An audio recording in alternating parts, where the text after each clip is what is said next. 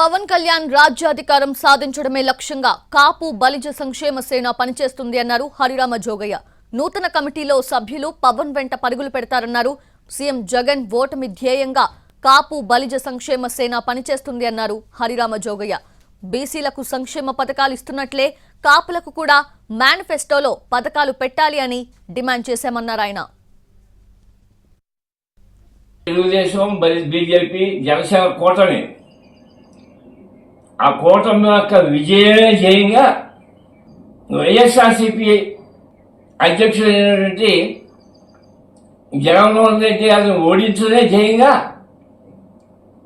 ఈవేళ ముందుకెళ్ళటానికి నిర్ణయం చేసుకుని ఈవేళ నుంచి కూడా ఈ పరుగులో మేము కూడా భాగస్వాములు అవడానికి మేము నిర్ణయం చేసుకున్నాం.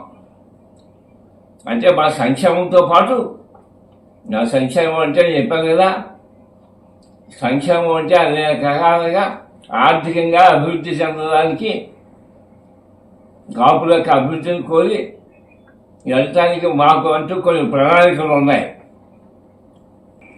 వివిధ ప్రభుత్వాలు బీసీల యొక్క సంక్షేమం కోసం ఎటువంటి పథకాలు వేసుకుని ముందుకెళ్తున్నారో ఆ పథకాలన్నింటినీ కూడా